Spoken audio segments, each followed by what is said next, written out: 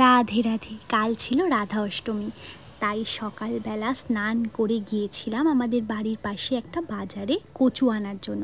তোমরা অনেকেই হয়তো জানো বা শুনেছো রাধারানীর প্রিয় সবজির মধ্যে কচু নাকি খুব রাধারানীর প্রিয় ছিল। আমিও শুনেছিলাম, তাই কচু দিয়ে আমি একটা পদ রান্না করেছিলাম, সেটা তোমাদের সাথে লাস্টে শেয়ার করব। এই যে দেখতে পাচ্ছ আমার এই 3টে সোনা গপুদেরকে আমি কালকে সুন্দর করে সাজিয়ে রেখেছিলাম, পুজো করেছিলাম নিজের মনের মতো করে। আর ভোগ করেছিলাম রাধারানীর জন্য দই কচুর একটা সবজি, ডালিয়া, আর এদিকে সাবুর পায়েস। সন্ধ্যেবেলা নাগাদ করে আমি আর আমার একটা ফ্রেন্ড মিলে গিয়েছিলাম আমাদের হাওড়ার ইস্কন মন্দিরে।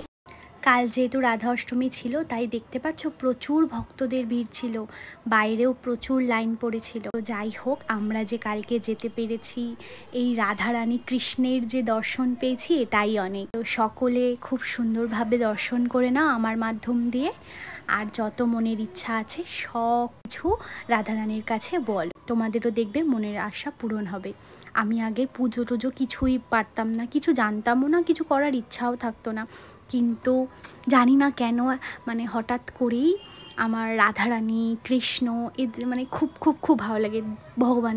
তোমরা দেখো, আমিও মন ভরে আর একবার দর্শন করে নিই। ভিডিওটা যদি ভালো লেগে থাকে লাইক কমেন্ট করো। আমার চ্যানেলে যদি তোমরা প্রথমবার ভিডিও দেখছো, আমার পাশে থেকো, সাবস্ক্রাইব করে দিও। তো দেখা হচ্ছে নেক্সট কোনো মিনি ব্লগে, ততক্ষণের জন্য টাটা।